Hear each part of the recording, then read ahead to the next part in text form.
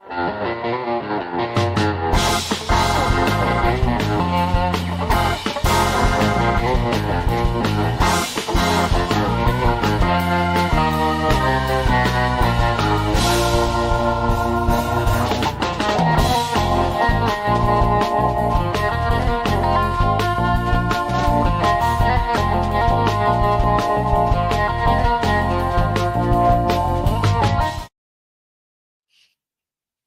evening, everybody.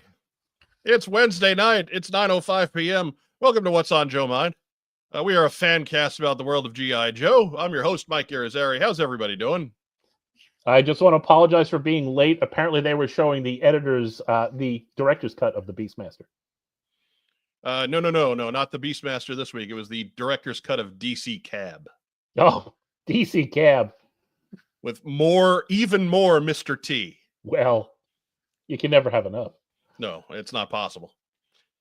But here with me is Racktime Rob. Hi. And it is, of course, the week before San Diego Comic-Con. Now, in years past, we've done the show on Tuesdays, right? So typically, the folks that I know in California, it seems like every time we have a guest host on this show, they're from the Sunshine State. Or not that's not the Sunshine State. No, the Golden State. The Golden State. Thank you. The whole basketball team and everything is named after it. But yeah. So anytime we have a co-host on, it seems like they come from California, whether it's Joe Slepsky or Phil or Diana, and so I figured, oh well, we'll just ask them. And no, they're in San Diego already on Wednesday. They're not there on Tuesday, but they are there on Wednesday. Which combined with getting absolutely snowed by work this week, left us scrambling a little bit. So we went to the very end of our bench for this week's guest host, and we managed to scrounge up this guy. Thank you for freeing me from the Phantom Zone. It's me. I was wondering what you were doing in the little prep screen down there. I'm free now. That is the definition of performance art when only one person can see it. Yeah. Well, how is General Zod? Well, he's fine, and thanks for asking. Now I'm free to rule the planet Houston. I hear they have an excellent football team called the Texans. What are you doing? I'm ready. I thought you were north of Houston. I'm NoHo. Yes, I'm NoHo. I'm not Soho. I'm NoHo. NoHo. NoHo, Brian. Greg Augustin says, "Hey gents, I'm in California, but not in San Diego." Well, I mean, Greg, sorry. I sorry. My bad. Send him a link. Bring him in. Right? Might as well. Lord knows my computer's not hanging on by the strength of 2 wads of chewing gum and a paperclip at this point. But let's stretch it out even further. Sorry, Greg. So anyways, while live chat decides to settle in and freak out that our friend Hooded Cobra Commander 788 has joined us here on the show, Mr. Brian Lauer himself. That's actually the first bone I have to pick here. For years, we have known one another, correct? Yeah. And I would say that we are friends. Yes, sir. Absolutely. We from time to time, we will chat about things that don't even have anything to do with G.I. Joe, correct? Yes. Numerous times, yes. So how did it go for years that you let me mispronounce your name on the air? Well, without telling me, no, it's Lauer. Well, Mr. Irizarry, that's no good right there. I don't. That is something that I literally in my whole life I don't correct people about anymore because my name is spelled the other way. Yes. So I just kind of treat it like an alternate pronunciation. All right. So yeah, it's one of those things that I just like. I'm not sure that I necessarily even hear it anymore.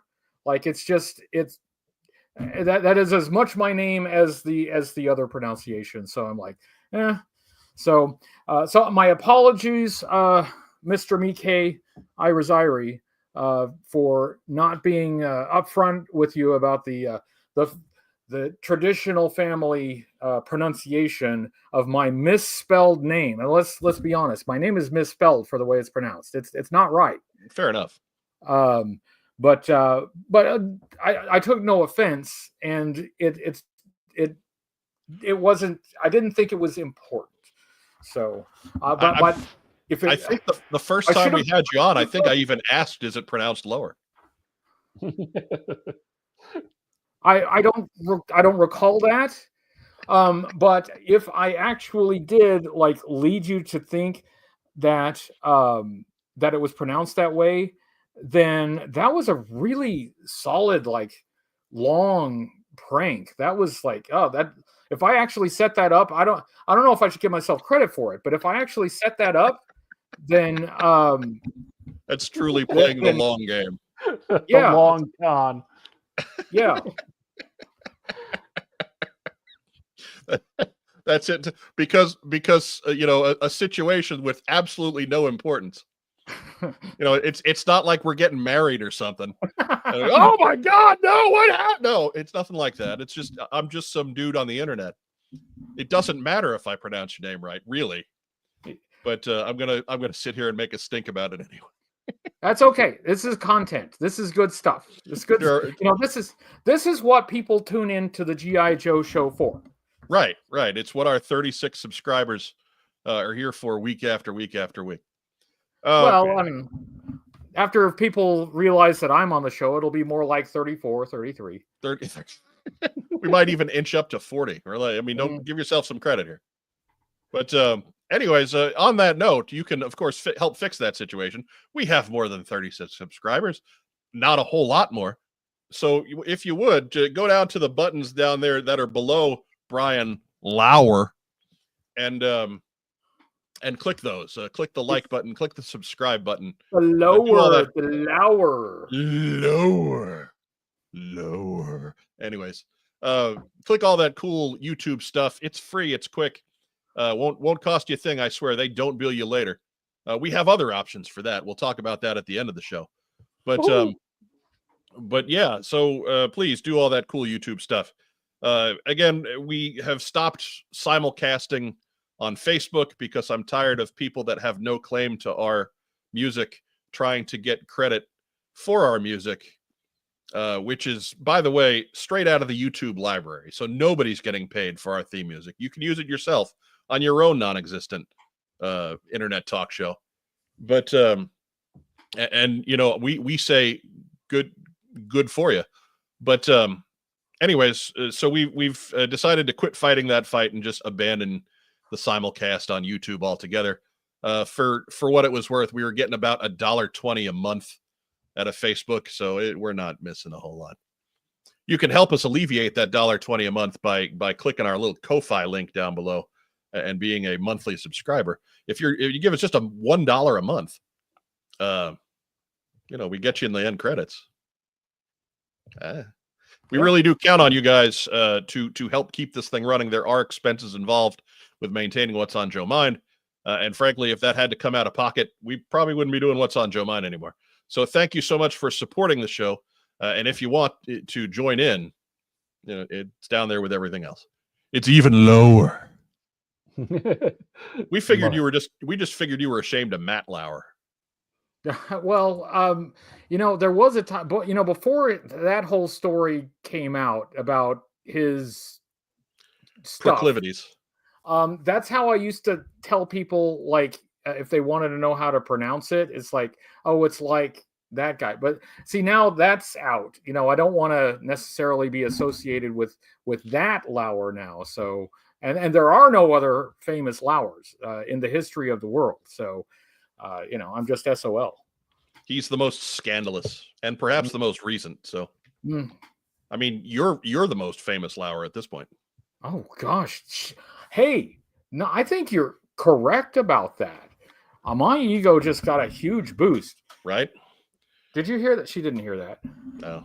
I'll tell her later. I'll tell her. All right, there you go. I mean, she'll be able to watch this later. It's just it's on record. Yeah. Yes, it's recorded for posterity. So Phil Donnelly just sent pictures of his groundbreaking San Diego Comic-Con coverage, which I cannot do anything with until after the show. But I promise I will do something with them after the show. So make sure that you are, again, down underneath Brian, even lower on your screen, is our social media. We'll be on Facebook. We're on Twitter. We're kind of on Twitter. We're not really on Twitter anymore. We're on Facebook. We are on Instagram. And we are on Bluesky and Threads and all that other cool stuff. Just be sure to follow there. We'll have some pictures up before too long. Doug Dello asks, why does Mike get the picks, Phil? Just like in grade school, you need to share with everyone. No, he doesn't. And Rob and I will have even more non-sharing for late in the program. So no, he does not. I'm that much more important than everyone else, Doug Dello. That much more.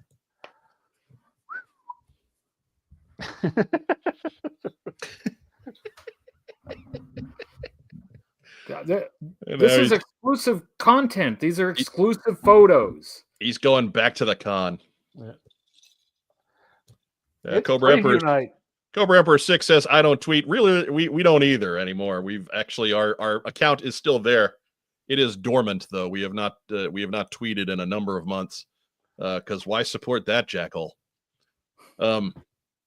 But it's there simply because in some cases the only contact I have with some of my contacts is through Twitter instant message boxes. So I figured I didn't want to throw all that away. Doug Dello notes that now I'm rubbing it in. That is correct. I don't go on ego trips very often. Usually I refer to What's on Joe Mind as our 2-Bit Slime Show, but not tonight, damn it. We got the coveted spot after the DC Cab Marathon lead-in, and we're not going to flush that away. The DC Cab Marathon. Yeah. I mean, that's a lot of audience carryover. A lot of carryover from that audience. Right. You show DC Cab, then you show deleted scenes, and then the DC Cab director's cut, and then What's on Joe Mind. Yeah. Yeah. A lot of crossover. And then following the show tonight, Mr. T reminisces on DC Cab. That's a special documentary that'll be on Hulu afterwards. Wow.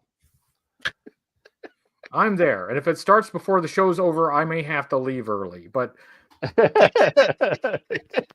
Figure Six Pack asks, is this off season on sports? Is San Diego Comic-Con occupying the sports void? No, we are in the midst of the most important season of all, baseball season. There's a baseball game going on right now that I was watching before the show that I had to turn off for you people. I hope you're happy. I don't know from baseball, so you like the Yankees. That's all. That's all you need to know. Okay, all right. Hey, I like the Yankees. She didn't hear me. Mickey Mantle's from Oklahoma, so yes, that is true. That is right. True. So that's your guy right there. That's your guy.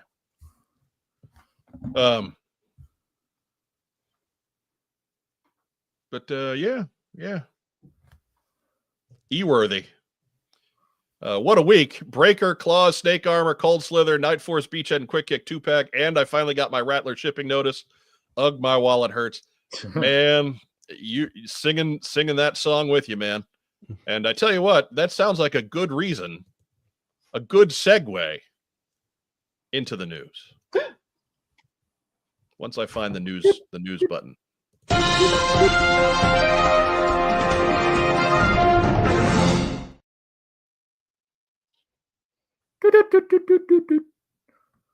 I don't know what this machine's doing anymore. I think it just played the first half of the news intro clip at me twice.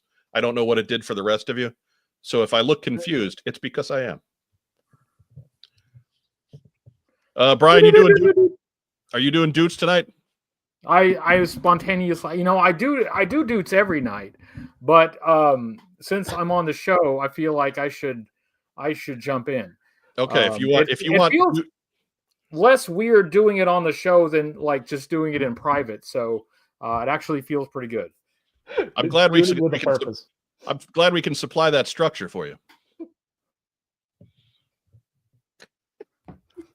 First news item. No, Now, do it now. Sorry, there was lag. So last week we had some digital render reveals, and we brought those to you on last week's program. And then one of those folks was tardy with it. I don't remember who. I don't care. Nobody who pays advertising to us. That's all I know. And we got to see Mainframe on the tail end of the rest of the this upcoming wave, which also included Wetsuit and Sci-Fi and a Grim Viper, and then a deluxe figure of the Desert Scorpion with his robot Scorpion. Robots. So that answers that question. But Mainframe added to the mix. It's the fourth basic, in quotes, figure to that wave. Looks like just a big old 1986 party. Racktime Rob, I know you're a Mainframe guy. What do you think? I like this Mainframe. I do, and you know, look at his updated computer. It's not the big old box. That was a blunt weapon. That was 80, not just a computer. 80-pound portable computer. It was probably mostly battery. The double 5.5-inch floppy drives. Yeah. Beautiful. Brian Lauer. What do you think? I like the head with the hat. I feel like the hat works. He seems like a guy who would wear a hat. But I always liked Mainframe as a character. I would imagine him. He would have like maybe a bit more like salt and pepper hair. I imagine him like be a little bit older than some of the other Joes based on his background. I mean, it is Mainframe. I mean, there he is. He's certainly very mainframey, and they definitely mainframed this figure. Yeah, I mean, he's got you'd have to give him a modern computer. Like, well, first they'd have to make it a deluxe figure if they were going to like have him haul around that Xerox machine. So, you know, this at least keeps the costs down. It's got that big reel-to-reel thing that size of a refrigerator. But it's got shoulder straps, so it's fine. Anyways. Yeah. I dig Mainframe. He may have jumped the front of the line. He may be the one that I like the most out of this whole bunch. All three of the Joes, though, I'm very happy with. If for one reason, anytime you have a Joe from the 3 3/4 age that came with a helmet molded on his head, they all have unhelmeted heads. And so I dig that right off of the bat. Mainframe seems to be picking up on that trend of, hey, let's give this guy a spare head with a headset, but also a hat. But it works for him. Mainframe's going to have a good chunk of communication duties. So a headset for Mainframe makes a lot of sense. But I like him. He's a very normal looking character. I think that was always part of the appeal with Mainframe back in the day, is that he was kind of a Joe's Joe. He was more in the General Hawk or the Beachhead frame than in the Sci-Fi and Lifeline side, in that he looked kind of like a modern soldier should look. But this looks to be a much better figure than he got back in 1986. That's for certain. Yes. It's a guy we've waited a long time to get a good figure of. This is kind of like what I like about classified designs, because that's very clearly based on the version 1 figure, but it's updated.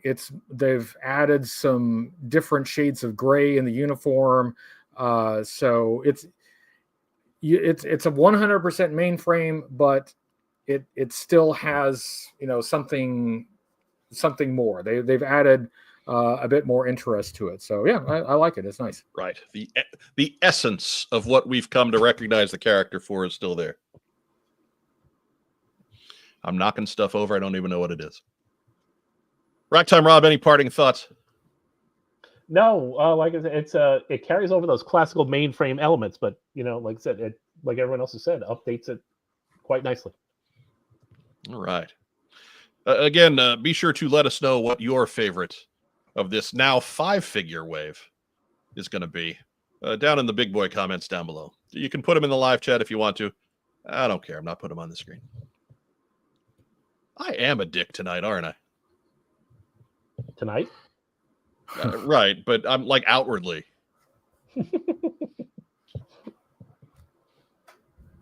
It's going to be a good show. It's just we're already off to a good start. It's good. It's going to be a good show. Matt Rubin says Mainframe, Mercer, Law and Order are 3 of my 5 most wanted Joes in classified. Just need Tombstone and Heart Wrencher now. That's an interesting top 5. I kind of dig it. See, I just said nice things to Matt Rubin. There you go. Dave McDonald asks, will they give Mainframe a new head and paint job and turn him into Sparks to reuse the mold? I've heard worse ideas. I know people are very excited now that they've revealed all the old Special Missions Brazil set. So right, because I need these same figures redone with terrible paint jobs. I need this figure done in tan and bright red. Yeah. And then it'll be perfect. I'm just wondering if these guys will show up before my dial tone.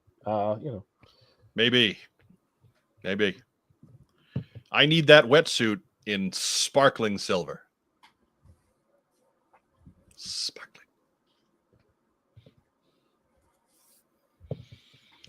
Greg Augustin says, need Claymore for Special Missions Brazil. Yeah, but that's just what? You just give Footloose some different web gear and you can pull that off. Yeah. I mean, he's probably coming with the set, just to, if they do such a thing. I don't mind. I would not mind getting a Claymore. I do not need those other guys in Special Missions Brazil unless it's some kind of con exclusive that I don't have to worry about. Do we get a new cassette? Because I feel like we should get a new cassette. Like Ratbat? What do you mean, like a new cassette? If it's Special Mission Brazil, we should get a cassette. We should get a story cassette. Oh well, maybe we'll get a CD.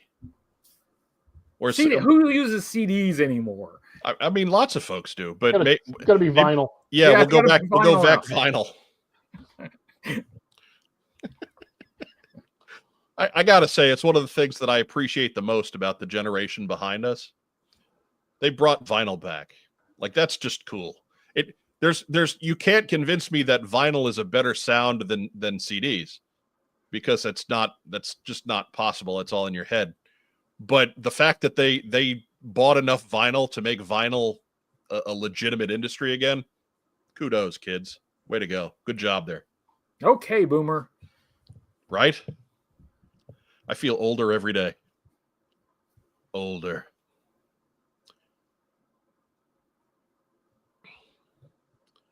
Christian McKelvey asks, oh, man, I missed the Beastmaster 3 marathon. No, it's DC Cab. Has HCC 788 built the G.I. Joe Extreme vehicle on the episode like he said he would?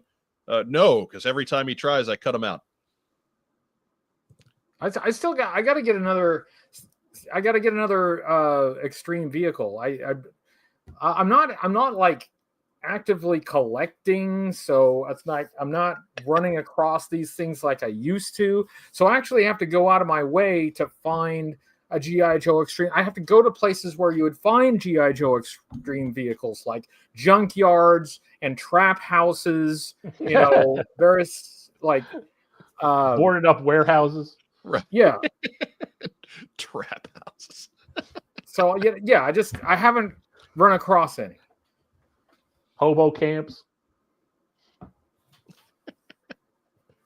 Dustin Jeffrey says, I used to know the technical reasons why vinyl sounds better, but that was in college, and most of that is a blur now. Most of that was a blur then, Dustin Jeffrey. Most of it was a blur then.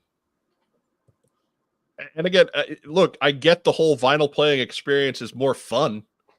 You got to put that on the turntable and you place the needle. It's like there's a very tactile element to playing a vinyl record. and it's cool. Okay, I'm not dissing records. I'm just saying that it's not a better sound quality than a digital would be, because the digital is the same every time, and the vinyl, if you really love a record, you're just going to wear that thing out. Every time you play it, it's a little bit worse than the time before.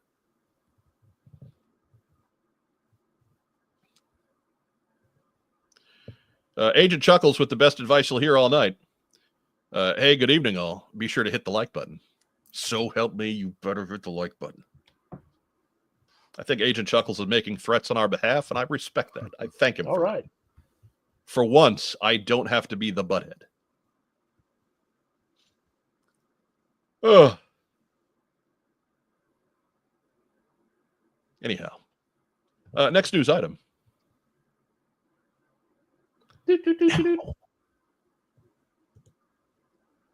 Hey, we talked to him last week, but don't forget about him, because we are coming down to the last stretch on this.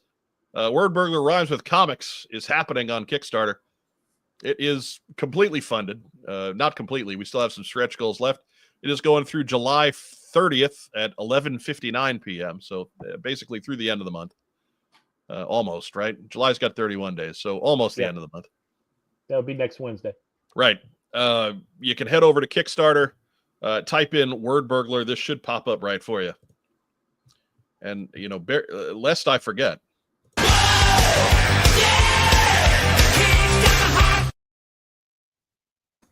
That is not off the album. It's not off the, not out of the comic. No. Maybe it'll be on the B-side. But as you can see, we've got all kinds of stretch goals that have already been attained. It is fully funded. You get free stickers. There's magnets. There's bonus songs that are coming on the album. You got an oversized edition comic book. You got a tote bag. You got the compact disc soundtrack, not just digital, but actual physical media compact disc. You got a free cassette tape soundtrack for those of you that still have a cassette player. He's got a cassette. Right. We should get, yes, we deserve a cassette. And he can do a cassette. We deserve cassettes. I have nothing against into a condor. I have nothing against cassettes. I just don't have a cassette player, so it's not going to get a ton of use. Just turn the little wheel and listen to it real close. I think that will. Hold my thumb underneath it so that my thumbprint can play the. Yeah, I'm no audio scientist, but I feel like that might work. That I got a degree in communications. I know these things. Currently, this is with 7 days to go.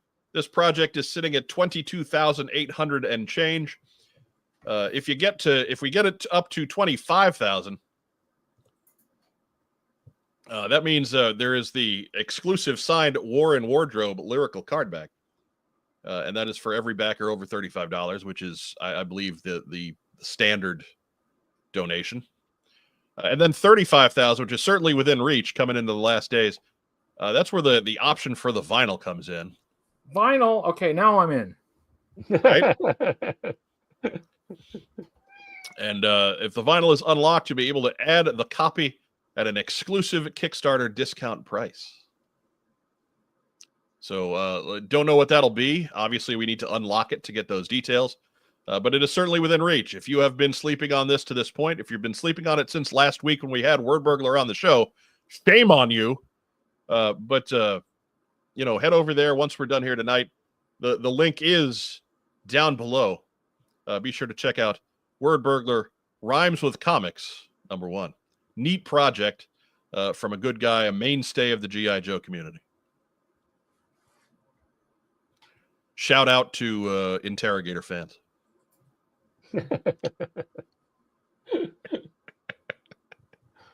Which is right. I think it's him and the honcho. I think that's about it. Yeah, there you go.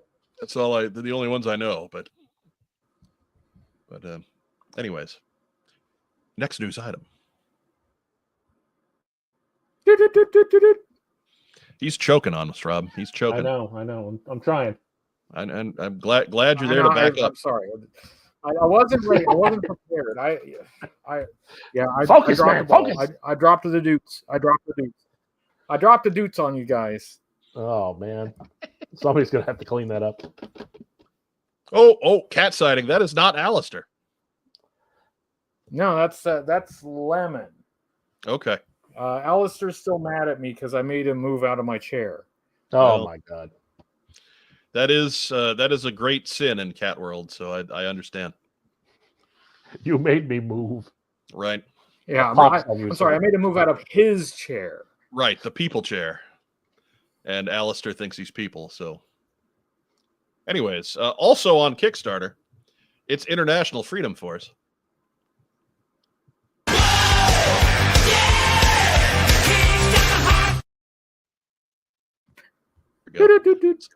See, we don't get flagged for that, but somebody wants to flag our theme song on Facebook. Yeah, screw you, Facebook.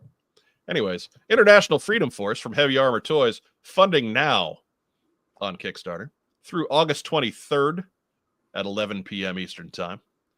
That is at a $60,000 goal. Currently, where are we at with this one? Let me pull that up real quick. Currently at, oh, come on, browser.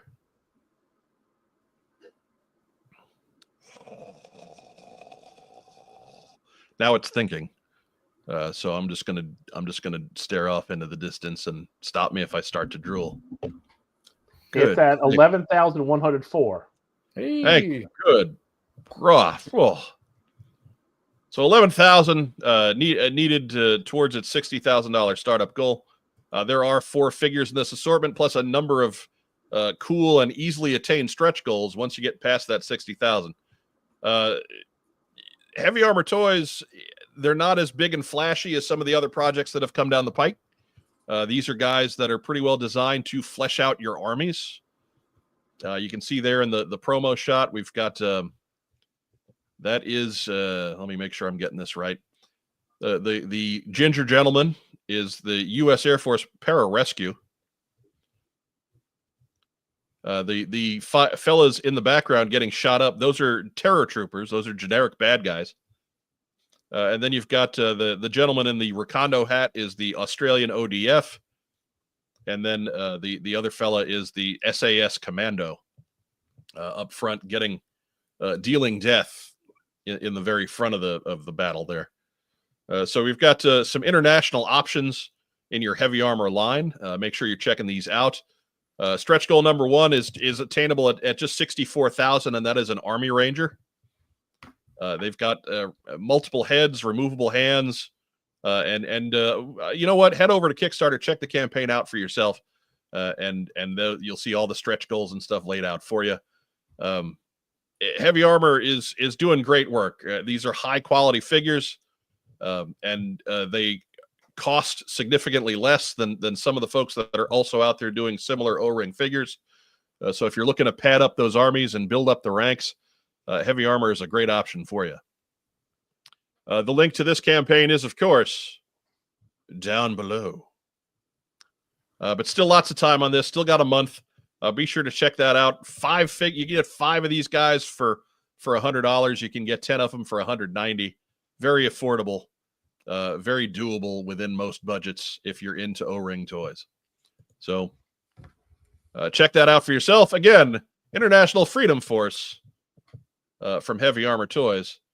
Jake Rose asked, they did In the Navy, correct? Yes, they did. They did do In the Navy. Speaking of which, I got a bag of torsos last week from Heavy Armor Toys. Those are the replacement parts because what they sent out was not correct. And so they took care of everybody who pledged in the Kickstarter, and at no additional cost. Did that at their own expense. So you've got a company here that is doing it right, and when it's not right, they're make it right, and that's all you can ask for. See, Cobra Emperor 6 just bought more of the sailors. He's got a box full of semen. Somebody's got to take these clips out and make an out of context compilation, please, including the box of torsos that you got. Right. Right. Doug Dello putting it together there. It was a really weird mail call. Open the envelope and a bag of torsos fell. It really was. There was others. I did some bought some stuff off of Justin Bell, and I had a couple of beachheads coming in. So I knew most of what was coming. And then there was just this envelope where I didn't quite know, and I didn't read it in advance. Otherwise I would have seen it was from Heavy Armor Toys. And I opened it up, and just this bag of torsos tumbles out. I'm like, okay, I guess somebody's a real big fan of the show. And then it all kind of started to click. So I was freaked out for about 30 seconds with a bag of torsos, but there it was. A bag of torsos would freak you out until you realize, oh, I was supposed to get that. Okay, now I understand where these bag of torsos came from. Right. Craig Cohan saying I got a bag of torsos is disturbing. It is, and that's part of why I say these things. But the thing that really freaked him out was the note written in crayon. This is you. With the cryptic hexagrams on it. Just you, one word. Actually, it's YOO. And the Y was backwards. It was really strange. It was really strange. But White Vegeta also received his mailer full of torsos. Good. Very happy for you. Oh, that's right. It's torso week. Can't beat it, man. Can't beat it. So again, link is in the comments, or rather, link is in the description down below. Be sure to head down and visit International Freedom Force on Kickstarter today, but not right now because we're still doing a show. Yeah, it's afterwards. That's why we got it down there. While you're down there, click the like and subscribe button, you mooks. But next news item. See, man, you are rusty. Yeah, this is what happens. Hey, just launched this week.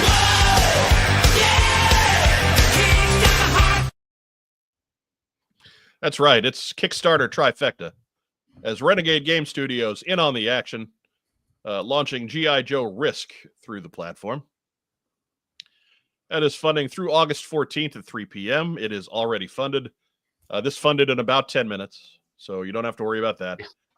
There's plenty of stretch goals left to unlock. I think it's hit its goal by something like 300% already. If you want an exact number, I got it up. God, it just went up again. On a goal of 10,000, it's sitting on 47,000. I'm sorry, it just changed. 48,015. So there you go. Almost 500% funded, and it's been going a few days. So this a day. Yeah, there's a wide cross section of folks here. Not just Joe fans, but there's a lot of people out there that just collect all the styles of Risk that they can put together. So I'm sure this is making waves in the game community. But hey, anytime you can play Risk with Sky Strikers, you owe it to yourself to do so. No. Oh. No, too soon or too late. It's so that was so random. I'm not even sure which it is. I can't even give you notes. That's how well that was. I'm trying. I'm gonna zero it in now. I'm narrowing it down, and I'm gonna get it by the end of this show. By the end of at least next show, I will get it. Sometime before the end of the year, I'm gonna get this. So, Rack Time Rob, you're a Risk guy. Yeah. You in on this one? Not yet. Not helping us out, Rack Time Rob. I know, but I'm thinking about it. I'm giving it a good think. In fairness, this episode of What's on Joe Mind hadn't happened yet to tell you that this thing launched. So. No, it literally, I got an email saying that it launched yesterday, and then 20 minutes later, I got an email saying, funded. See, I give you an out. I gave you a cover, and you just dismissed it. You just threw it aside. I'm looking at the pieces now. They have Hiss tanks and Wolverines, Right. Rattlers and Sky Strikers, Of course. and Cobra Troops and Green Shirts. Is it Troopers or is it Vipers? It looks like Troopers. And if say you just wanted the risk game, Rob, what's the level of pledge you would need to throw at this thing? Well, there's actually only 2 pledges on there. There's the pledge of $70 for the game. Okay. And retailer pledge for $140, which gets you 4 copies and 4 bonus packs. They are offering a bonus pack, to the people getting the game, just getting the game as well. And there's some extra cards. Where was that? Yeah, the bonus cards of the Crimson Twins, Shipwreck, Jinx, and Zorana. Hans Chow kicks in the door. All right. Hello, Good evening, gentle persons. I love board games. I love G.I. Joe. I will get this. Good to see you all. He's covering all the bases there. I just finished installing a fan, and my arms hurt, and I'm hungry. Help. Hey, Marianne, Hans is on. Hans, she's a big fan of Hans. Hello, Hans. She says, hello, Hans. Can she send food? Well, yeah, we'll work on that. Yeah. All right, because we're doing a show. We can't send food, but maybe if Marianne's got a free hand, maybe she could send food. She would send Hans food if Hans wanted food. You would send Hans food, right? Yes, absolutely. Yeah. Oh, She's a big fan of Hans. If Hans is hungry, she's gonna make sure Hans is fed. I don't know what any of that means. It sounds like some kind of weird innuendo, but I can't even figure what that's supposed to. Anyway, hi Hans, nice to see you. It maybe doesn't sound like there's a whole lot of hunger going on, but maybe some thirst. might be. She's wearing headphones, so she's not actually hearing me unless. Okay, all right, yeah. It's for the best. Look, man, she's wearing headphones. Well, what's your clue that maybe she's tuned into what's going on here? No, she might be. Anyway, possibly, maybe, just a thought, Anyway, but now I'm going to give the words right here, man. So wait till we get through. Next news item. All right. Good job. Well done. Hey, still going on. Since we can't stop talking about crowdfunding. HasLab's going. Still got the Snowcat. Rack time, Rob, what's the number on this one? All right, let's flash through that screen. 7191. All right. So a couple hundred up from last week. That is actually not a bad week for the middle of a campaign. Oh, hey, I just refreshed 7194. Oh, well, I mean, that one guy who bought 3. Yeah. He's in. He's counted now. So what's on your mind? Bump. It's the push. Marianne is multitasking. She also has selective hearing. Well, I mean, stands to reason. But Hans is here now, so she's really paying attention. Yeah. Just to help, we'll get him on screen there. Hans Chow loves G.I. Joe, loves Snowcats. He will get this. So.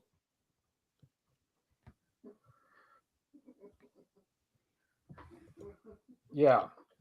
Anyway, we all a whole bunch of us hung out at Joe Fest, and it was a nice time, and it was great to see Hans, and hope to see him again. I know that it's quite a journey to get to Joe Fest, so nice. At 2 Joe Fests ago, Hans was one of the first to partake of the cake. Yeah. So it puts him in an exclusive fraternity. Yeah. Oh yeah, Joe Fan 84. Yeah, it's like a Joe Fest reunion in here. No, I'm sorry. We're supposed to be talking about the HasLab Snowcat. I apologize. I know I've got off on a tangent, but Hans showed up, so frankly, I don't think I can be blamed for that. That does tend to throw things into a state, because he does like to crash through whatever skylights are nearby. But anyways, 7,200 give or take on the Snowcat. As we've been telling you, for anybody out there who says this isn't going to fund, you're crazy. It's almost there now.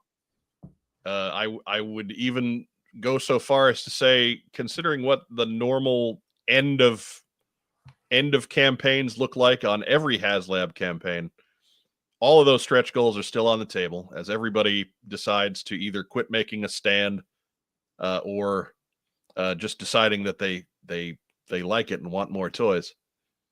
I maintain that if this thing doesn't get to the bivouac, then we've all lost. That bivouac is an awesome stretch goal for the Snowcat. But anyways, the Snowcat, as you know, $324.99, collecting through August 14. So still a good ways to go, a little over 3 weeks.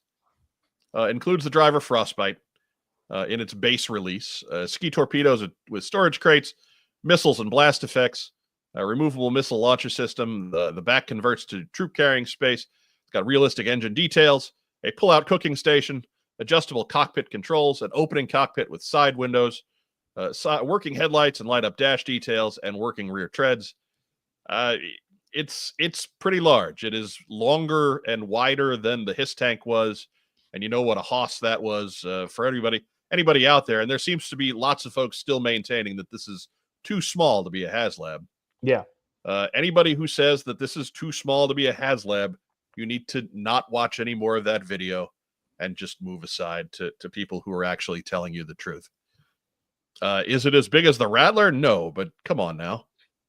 Nothing's as big as the Rattler. Nothing is the size of the Rattler. Figure 6-pack says he was the royal food taster. Yeah. Kind of, in that when we first got the cake, we didn't have plates or forks or knives or anything. And so Hans had his own pocket knife with him, and he just cut himself a little slab of cake.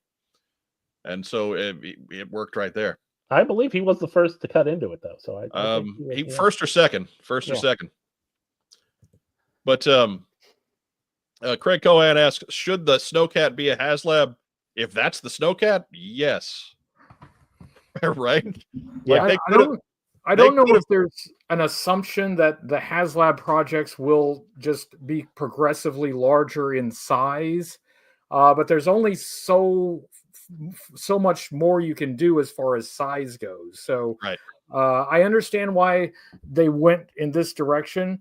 However, if the next HasLab isn't a classified USS Flag, I am going to retire from doing G.I. Joe toy reviews. I'm out.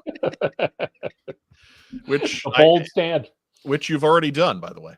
Oh, well then, yeah. Well, I'll return just to retire again. To retire officially and turn in your paperwork at the league office. That's right. I'll sacrifice my signing bonus. It's I'm out. The Gunny Dennis Fleming, this show is all about the tangent. You better believe it, sir. Yeah, if you don't think that Snowcat should be a HasLab, well, then the HISS shouldn't have been a HasLab. Right. This is everything that the HISS was. Yeah. It's just on the G.I. Joe side. It's similar price point. The stretch goals are, I would say they're probably a little better in regards to that. That bivouac's awesome. And then Arctic Flint, Arctic Lady J. I know people have criticisms, but they work. I mean, these are those popular characters as they were often represented in classic media. That's stretch goal material right there. Lets you expand your polar forces a bit, give them a little bit more to do, more for your displays, more to take out with the kids next winter when there's snow on the ground. So again, there's just a lot of unnecessary negativity around this project. I'm glad folks are starting to maybe slip that off and make their own decision. If you don't want to spend the money on the Snowcat, I get it. If you don't like the Snowcat, I get it. But let's be reasonable about this. Let's quit comparing it to whatever the greatest thing in our head is that isn't happening for this HasLab. and just judge this thing on its own merits. Yeah, it's nice. If I were still collecting, this one I would get. I could not have done the Rattler. I would have to live in the box. I would be living in a cardboard box. It's big enough. But if I were considering collecting again, this is more my speed. This I could do. Yeah, when the Hiss tank came and Racktime Rob put his together, I remarked to him, it's like you just adopted a cat, because that's the size of it, and the Snowcat will literally be like adopting a cat. It just doesn't knock all the other stuff off of your shelf or poop in a box. That's really the only two differences. No, that's great. Actually, I think I'm in on it now. That sounds it's getting more attractive. That sounds appealing. Tell Alistair I'm sorry. Yeah. I may have just taken his home away. I'm not. Where is he? Anyway. Andrew Gauguin says, but the Hiss tank will show you more love than the cat. Now. Look, he's not wrong.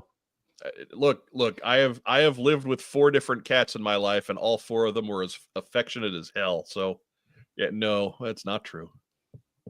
Yeah, cats. Yes, cats can be affectionate, but they're quirky. They have. You know what? We're supposed to be talking about the HasLab All GI Joe channel, the Snowcat, fantastic toy. I got distracted. I just heard cats, and I kind of moved off. Yeah. Well, it's a kind of cat. It's a Snowcat. So again, this basic package here, this is 8,000, and so that's pretty well in the bag at this point. At 10,000, Arctic Lady J. At 12,000, the Bivouac. At 14,000 is Flint. We'll get them back up into the discussion as we roll a little bit closer to the end of this campaign. But for now, head over to HasbroPulse.com before August 14th. $324.99 gets you everything you see here, and maybe a little bit more. At least what you see here. Right. Provided there's 800 more of you, which there's going to be. Relax. Anyways. Next news item. Look at that. Look at that. Yeah. Oh, I feel better now. Look at it, getting used to the speed of Major League pitching again. I feel like I've justified being on the show now. At least I feel like I've fulfilled my doots. Your duties? Yes. I'm proud of myself. As we told you about last week, we got some G.I. Joe themed panels going on at Comic-Con this week. Tomorrow, July 24th at 1 p.m. Pacific, Robert Kirkman is holding court in room 6 BCF. I think that just means that there's different conference rooms and they'll have the walls open and closed. And so it's the combination of rooms B and C and F all at one time, because Robert Kirkman sells it, packs them in, baby. Sells it out and packs it in. That sounds terrible. Yeah. I've turned Robert Kirkman into quite the whore. Now he ain't going to want to do the show. No, he ain't going to want to do the show. Anyways.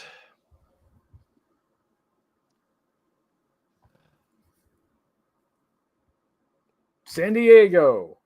I actually went to San Diego Comic-Con in 1996. Good Lord.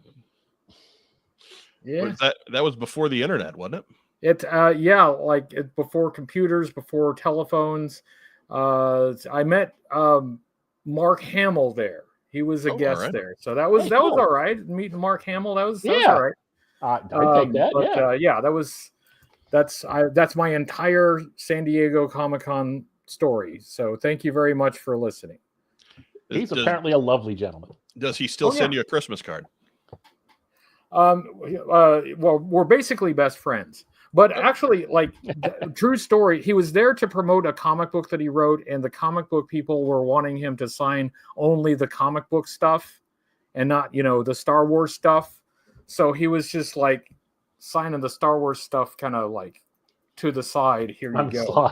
So he was not disappointing the fans, even though the company he was representing wanted him to only sign their stuff. Was that when he was doing the Black Pearl for?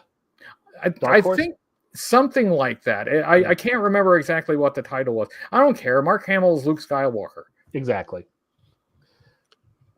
Andrew Gaugan says that we need to do What's on Joe Mind needs to do at least one San Diego Comic-Con in its life. Sure, don't tell us, man. Tell everybody else. Make us a big enough deal that they invite us. That's all I'll say. Because I'm not going to pay to be in a crowd. That's terrible. Doesn't sound like a vacation or fun at all. I'll send Phil and I'll watch his live stream. Make it sound like I'm Phil's boss. I'm not. Phil goes of his own accord and provides a valuable community service. And I'm happy to partake of that because crowds hit a certain point where I stop being a fan. That's all I'll say. I think San Diego Comic-Con would be well past that point. Right. Cobra Emperor 6 says you should have Larry Hama on the show. We've had Larry Hama on the show 4 or 5 times. Not since we've hit video. No, but it's the logistics of this are a bit weirder since that happened as well. Yeah. So it's not to say it's off the table, but you know, there's more planning involved, which means it's not exactly a strong suit right now. Hasbro G.I. Joe Classified panel happens Friday. That is also at 1 p.m. Pacific time. And that is in the reconfigured room 6DE. So if you were sitting in 6 BCF before, it's not the same place. It's in the letters in between in 6DE on Friday. And then on Saturday, G.I. Joe and Transformers All Out War in the Energon Universe. That is at 4:30 p.m. Pacific. And that is in 5AB. That is Robert Kirkman, Daniel Warren Johnson, Joshua Williamson, Sean Makowitz, and moderated by our good friend Arun Singh. So check that one out. That is all the big writers from the Energon Universe series. Sean Makowitz is one of the editors at Skybound, and Arun Singh is their one of the higher ups in public relations and marketing, and he will be moderating. And he is our pal from way back in his days with Marvel, through his time with Boom Studios, and here making it in Skybound. You can't beat Arun Singh. He's the most positive man on earth.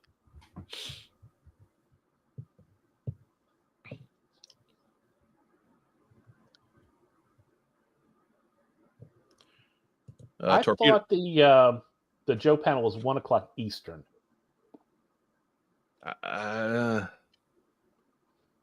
This is exactly the same thing that you read last week, Rob. I haven't made any changes to it. So, well, I remember, I remember you had to change it last week. Oh well, there you go.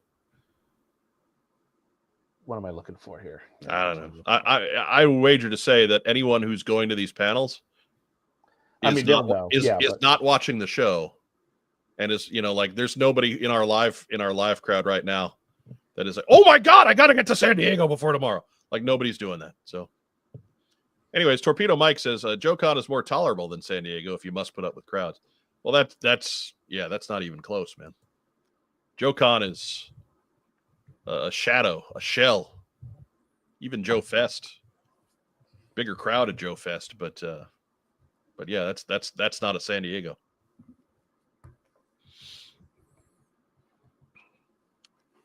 So there are your G.I. Joe theme panels. Next news item. Yeah. We got some exclusives. We told you about this one when they revealed it. But don't forget that the Comic-Con exclusive Dreadnoks Cold Slither Band of Vipers set is available at the Hasbro booth. Their press release did not include any kind of pricing, so I apologize to folks who are counting us to let them know. The pricing has come out. It's $124.99. Okay. All right. Good. I'm glad they put that out at some point this afternoon. But when I was getting their press release earlier in the week, it's actually showed up on Hasbro Pulse and with a little thing that says coming soon. All right. Good deal. Also available at the show.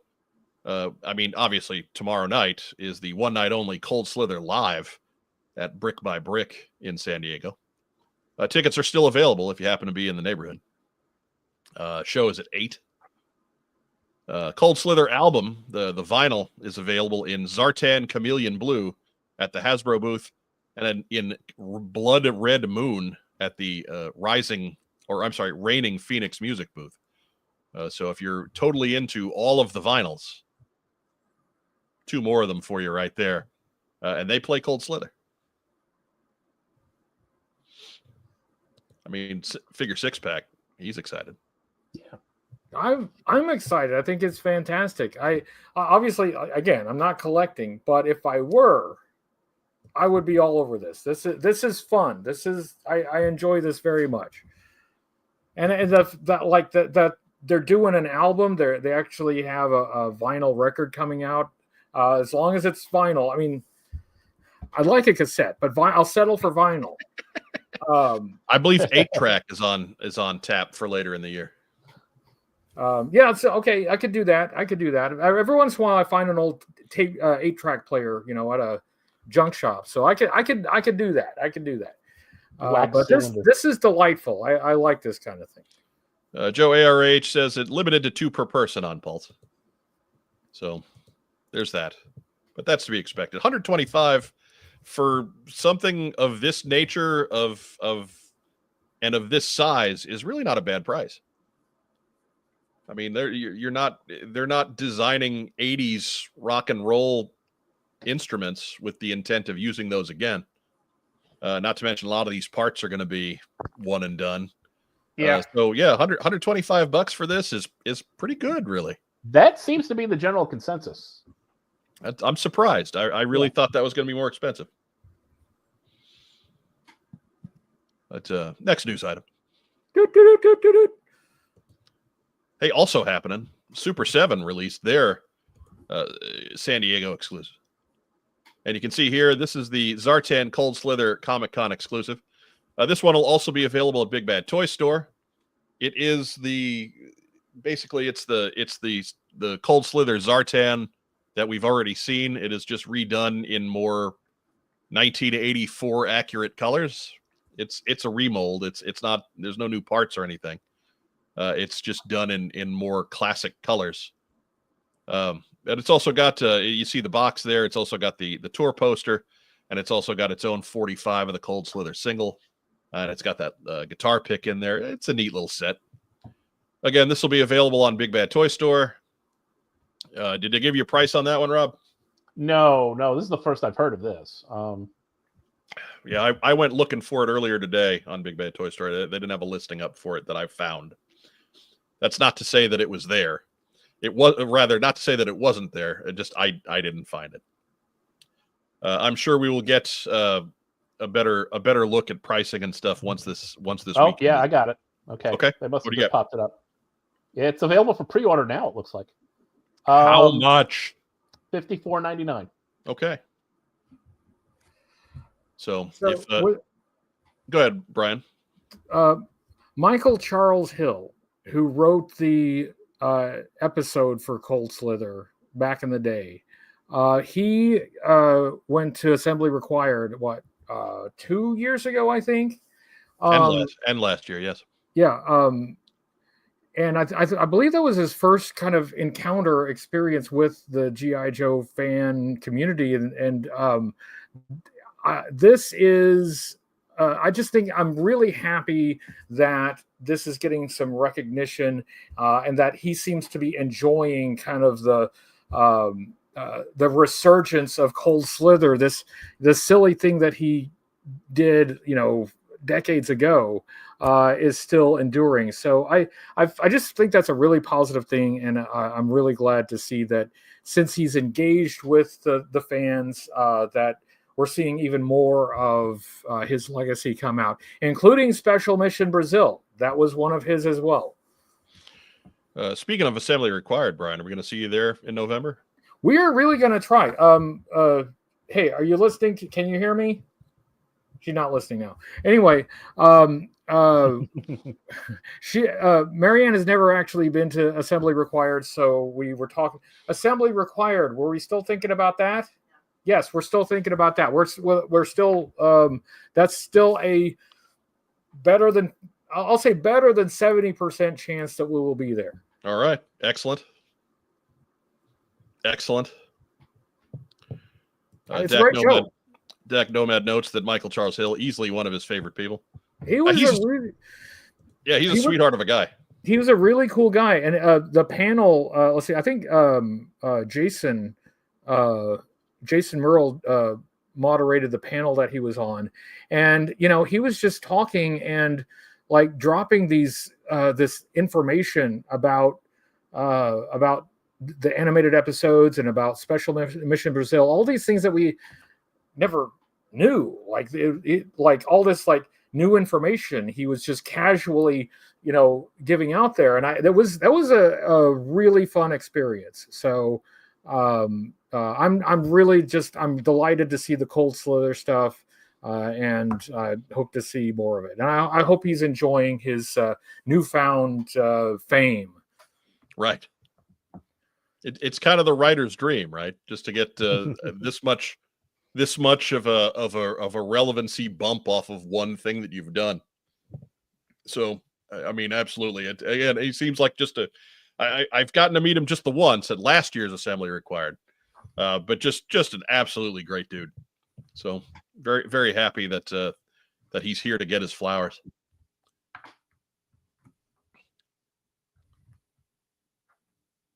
But also, similarly, they also have a different colored version of this that is going to be available at super7.com and for Walmart CollectorCon coming up at the end of the month. As we told you a couple weeks ago, we gave you the date on that. That Night Force 2-pack is going to be part of that, with the Beachhead and the Quick Kick. So will this. This is Cold Slither Zartan in his banana pants. And it's just sparkling yellow. And then along the same lines, we have Zebra Print, which if you got to pick favorites, this is my favorite. This is available from Reigning Phoenix Music. So I don't have a whole lot of details on how they're going to make that available. I assume it'll be on their website, but it's kind of a weird tack for a music company to take. But more details as they're made available, we'll certainly let you know. That is cool. That's really cool. Firefly says, "Hey, I just made it. Just got off a work thing. Can we start over?" No. Oh, so that wasn't a signal. I'm sorry. That wasn't a signal. It was not. I just heard start over. I'm sorry. Don't get jumpy now. Don't. You're in a good rhythm. I'm very nervous. I've never been on television before. Heavy is the head that wears the crown. Right. But next news item. There you go. We got more San Diego Comic-Con exclusives from Super 7. And you can see there, that is Serpentor in his, we'll call it what assembly, or rather articulated points called Red Serpentor garb, perhaps more commonly known as his Deke colors. And then the second one is that Battle Android Trooper from comic book issue 53. It's the cover of 53, yeah, because it was the Marvel 25th anniversary border all around it. Right. And so that's got the commemorative card on there. And it's the same as the Wave 1 bat. It's just got that bomb that you can snap on its midsection that is extra. And Serpentor, of course, a repaint of the one that we got in the previous wave, just with the red cape and the different colored gold, et cetera, et cetera. So these are pretty cool. Neither of them must-haves, but if you're in my world anyway, but they're nice for exclusives, right? Like that's what I think exclusives should be. stuff that it's cool, but you don't have to have it.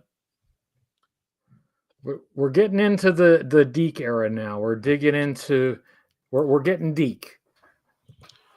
Firefly had to get the Deke Serpentor because he's the best Serpentor, the one that immediately gets turned into an iguana.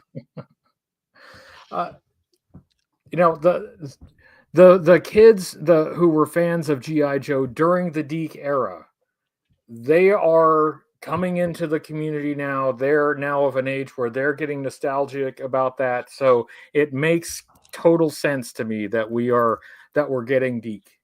I mean, it's they've been there, right? Like that's a kid that was 4 years younger than us. Yes.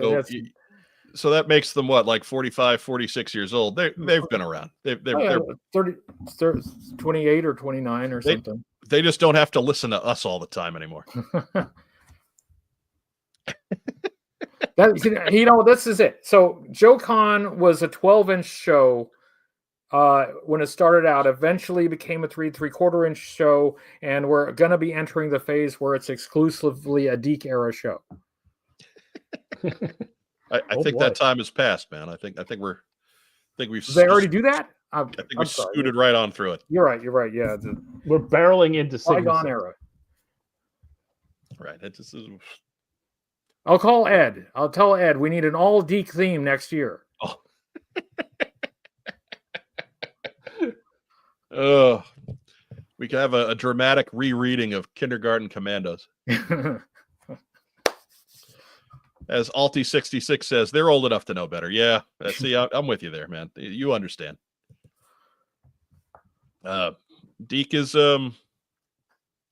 look, I'll give the first season of the Deke cartoon some flowers. Some of those episodes are okay. But that second one's just unwatchable. It's just it's tough. Still haven't finished watching that one, have you? I think I'm 3 from the end. It's tough.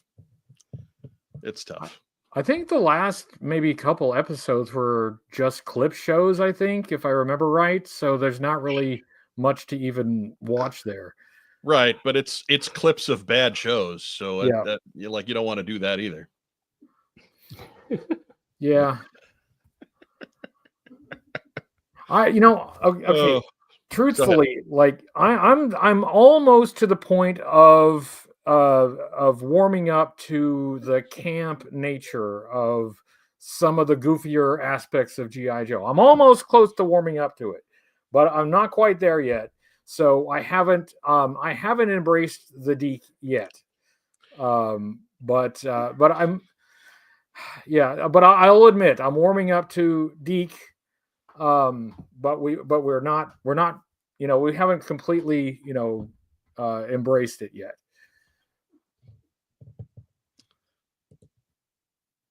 Justin Hardison, I was born in 88. So for me, my Joes were the 90s Joes. I'm so excited for the Deke era Snake Eyes version 4 coming out. I really hope we get Deke era Duke too. That's a well-designed figure. I'll give it that. Deke is just as iconic to me as Sunbow. Yeah, look, I'm not slamming on the design of the toys or any, like they're fine for what they are. I think vehicles took a step back a little bit, but the figures stayed pretty consistently good through the end of the line. I'm not here to yuck your yum by any means. But I'm more partial to the earlier stuff because that's what I was the little kid for. So I totally get where you're coming from with that. And again, there is room in this hobby for all of us. It's fine. If we all liked all the same stuff all the time, we'd all be bored and we'd have all forgotten this stuff by now. You reach a certain age, you forget it anyway. Right. Exactly. Right. Zach Quam says, long live Scoop. Well, okay. Yeah. All right. All right. Sure. Part of the immortal blue or rather yellow and green brigade with Airtight and Lightfoot.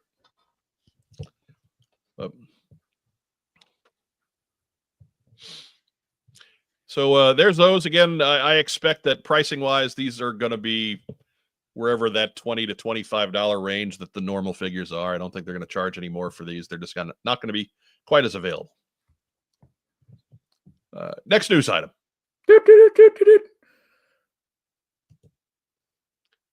Hey, remember, if you want to check day-to-day news, check out the same spot that we do. Head over to Surveillance Port at surveillance-port.com. They have all kinds of pictures and rundowns and all the stuff that you see on a day-to-day basis while you're waiting for your weekly episode of What's on Joe Mind. But Surveillance Port is there for you, doing the dirty work day after day after day. When you stop in, tell them Mike sent you, and they'll say, who? And they say, Mike from What's on Joe Mind, that one guy. And they'll be like, who? He's like, yeah, the one show that, the G.I. Joe podcast, favorite G.I. Joe podcast. And I'll be like, oh, right, them. Timmer? No, not Timmer. No, not him. Not him. Not him. Not this time anyway. But so again, surveillance-port.com. Next news item. Hey, we do have some Skybound bits. No G.I. Joe comics today, but we do have Void Rivals 21. Next week, no Energon Universe stuff at all. And then on August 6th, we are back with G.I. Joe Real American Hero 319.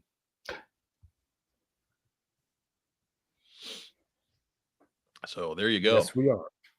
There we go. I still haven't caught up on the comic book reading, so I have nothing to add. That's fine. It's a good time for all of us to get caught up. There are a lot of comics.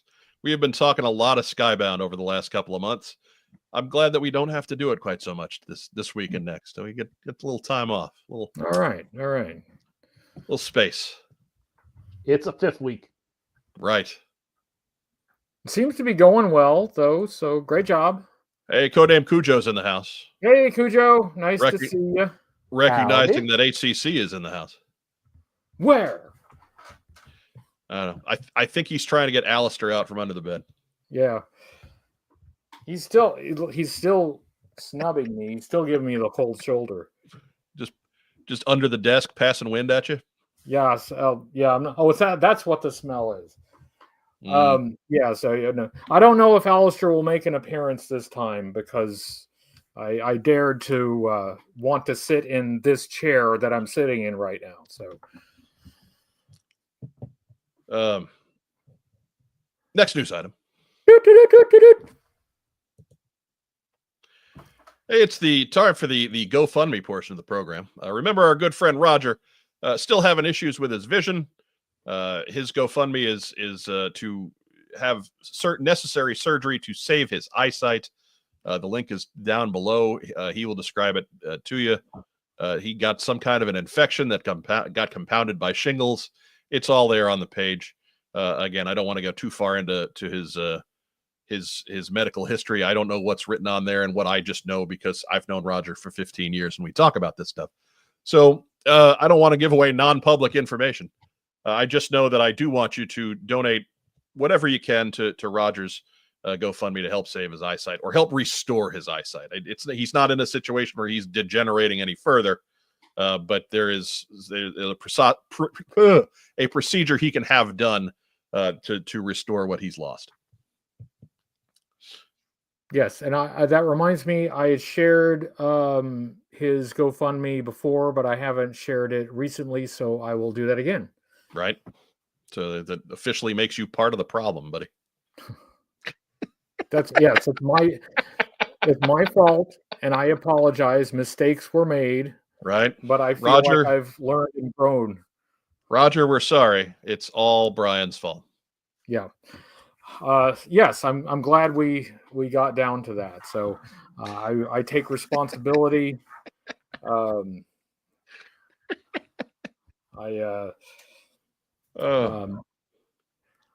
It was the alcohol. I'm sorry. I suppose we can let that go. Similarly, we've talked for many months now about Jamie Sullivan's GoFundMe. They are around $4,000 away from being able to pay for the surgery to save Jamie's foot. His doctor's appointment, according to his Facebook page, is in a week and a half.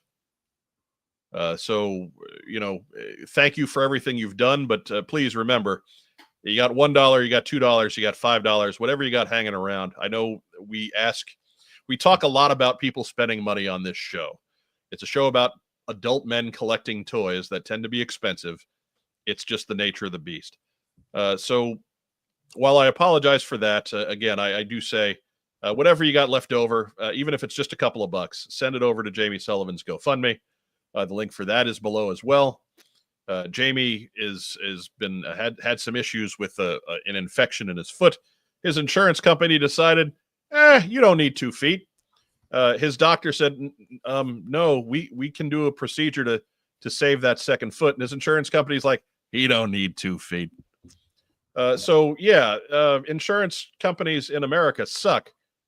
And so we have to turn to GoFundMe as a provider. It is the 3rd largest healthcare provider in the country. And if you're not watching in the US tonight, feel free to judge us right now. It is perfectly fine. Yeah, just please throw it at us. We deserve it. Right. There was a time when the system that we have now actually did work, and people that were sick and needed medical care were able to get it from their insurance providers. That time is not now. We're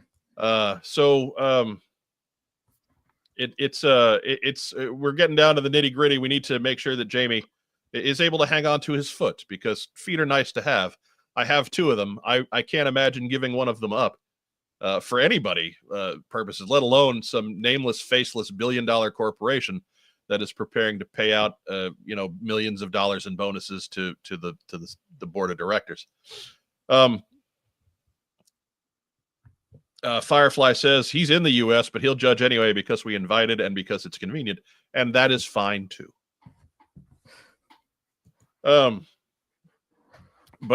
yes, the link is down below for Jamie Sullivan's GoFundMe. Please go check that out. And last and certainly not least, how do you say no to this face? Oh, look at that. Look at that. She's got little crusty boogers. That's it's so endearing that I had to use this photo. But our good friend Diana Davis, a friend of the program, that is her beloved bulldog Splash, who has had some issues lately. Splash was naughty and ate some curtain stuff, and it really messed up her stomach. And so she's had some complications from that that have resulted in a pretty nasty case of pneumonia, which is a big problem for bulldogs because they don't breathe so good. So this resulted in a lengthy hospital stay for poor little Splash. You can see there, she's still got the little nose tube to help her breathe. She is thankfully home and reasonably comfortable right now, but not out of the woods yet by any stretch. And Diana is asking for assistance in covering those very expensive vet bills. And the link for that one is also down below. And so we appreciate anything you've got for all 3 of these projects. If you have $1 for each, if you got $2 for each, you got $5 for each, or God forbid you got more for each. I know that all 3 of these folks will appreciate any donations that you're able to make. There have already been so many that have been made to all 3 of them. They're all well on their way, but let's help see all 3 of these situations all the way to the finish line, so our community can remain whole. Yes. And Alistair had to have surgery a few months back. So oh goodness. The vet bills can add up to a lot. So yeah. And pets are part of our family. So please do consider helping out. That's it is not cheap to save the lives of pets. I have a lot of sympathy, and I hope that we can all help out. Yeah, pet insurance is a thing, but there again, it's an insurance company, and they're not always the most welcoming for extreme procedures like like our poor lady Splash has had to deal with in the last couple of weeks. So my apologies to Diana. I meant to have this on last week's program as well, but I sometimes working overnights. I get the sleepy heads and I forget to add things. So that's my bad. We're going from days to overnights. It's never an easy transition. It's been a couple of weeks. I still haven't made it yet. But there's a detail for you. Hospital stay was $2,000 to $5,000 for every day she was there, and she was there since July 4th until today. So, Hans Chow says insurance companies are essentially all run by Cobra. Maybe. I mean, honestly, they'd probably be better at it. So. But Firefly asked, what is this top fans thing in here? I don't know because I'm not watching this through YouTube, so I can't help you there. I know that there was some kind of change made to live streaming in YouTube. I haven't paid it any heed. If it's something I need to turn off, by any means, guys, you have any real pressing questions, send me some screen caps. I'll probably be able to answer it a little better for you. Firefly, I think it means it's your show now. It may be. I think that's it. If you're top fan by the end, then you have to put together next week's program. Yeah, I'm pretty sure that's it. That makes sense to me. That's how it works. Right. Dak Nomad says insurance is the dorsal fin of the shark that is capitalism. Yeah, kind of. Again, there was a time when it worked. Well, that time has not been any time recently, unfortunately. But look at her little crusty nose. Oh, he got all kinds of little boogers. Anyway, Firefly bringing up a good point about insurance.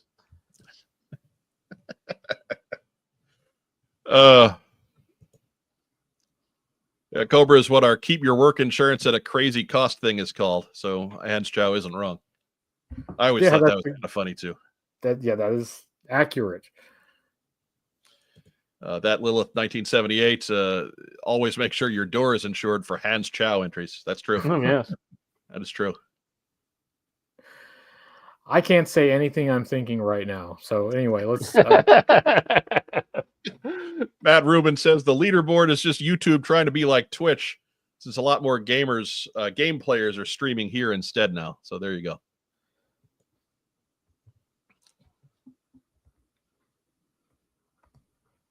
I don't know from YouTube. This is all new to me. Yeah. What is YouTube? I don't know. Yeah, it's a thing. It's some weird thing. But anyways, next news item. That's one last second to look at her crusty little nose.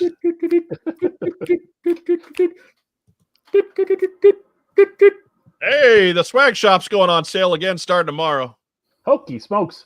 Right? July 24 through the 27. That's going to save you 35% on tees and deep discounts on everything site-wide. That includes sweatshirts, mugs, magnets, stickers, caps, and more. The link is down below. If you got a couple of dollars laying around, you want to show your allegiance to what's on Joe Mind for all those fall shows that you're going to check out, here you go. This is your time.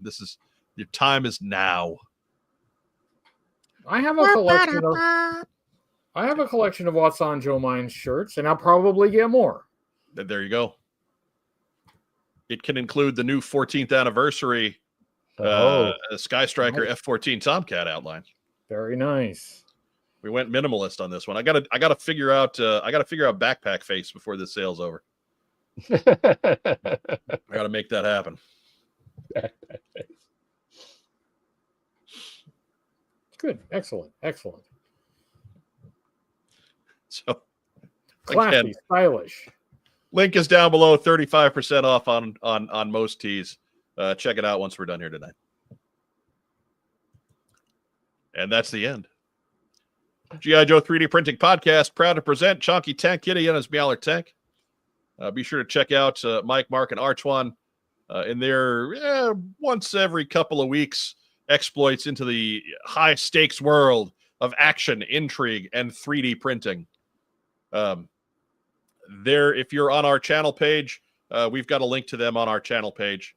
You can go right over there. Go ahead, subscribe, check them out. They're wonderful guys.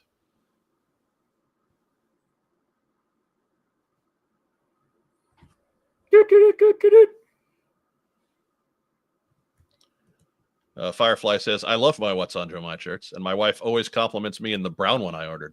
Which one did you order in brown? I mean, we have, you can get any color. The whole color. Right. Any color of the rainbow, frankly, they're available in, and including tie-dye. So if you want to be a hippie in a What's on Joe Mind shirt, we will allow it. I usually get blue. Like, for some reason, I associate What's on Joe Mind with blue. It just blue feels right. Good. That's kind of what we want to do, right? Like it's because of the blue logo. Well, everybody does black shirts, right? So it's kind of the John Cena thinking. Like I don't want to have a shirt that looks like everybody else's. I want to have a shirt that looks like a What's on Joe Mind shirt, and it's just as simple as advertising things in either blue or sometimes red, just to kind of mix up the palette. I know that probably wear black shirts. Well, I just think, I mean, you know, but there's a I know that's probably cost us a couple sales because there's some guys out there who I know have said, I only wear black t-shirts. And it's like, well, sorry, man. Anyways, that's the news.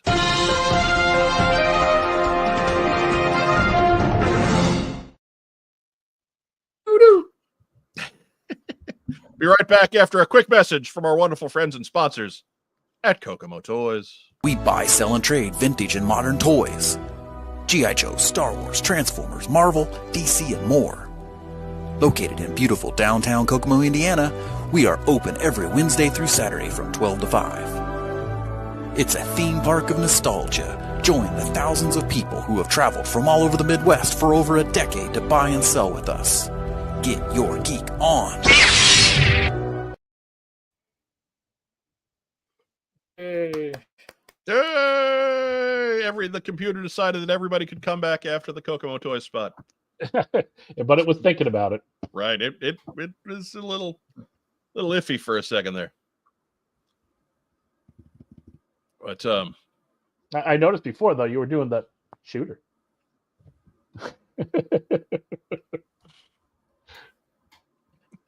I feel like getting right on down to Kokomo Toys. I mean, right there, we have to get up for Kokomo Toys because it's like 35 minutes or so that way. That's right. It is NoHo, right? It's NoHo. I forgot about that. Right. But yeah, so again, our shirts are available in whatever color you want. So head over to the TeePublic store, the TeePublic swag shop, and order What's on Joe Mind t-shirts to your heart's content. Just make sure you pay attention for when we get Backpack Face up there. Backpack Face and unfiltered gutter water. That's you know what? I'm writing them down right now. I got my little notepad here. I'm going to just jot those two down just so I don't forget, because I tend to forget when we're not actually on the show. Unfiltered gutter water.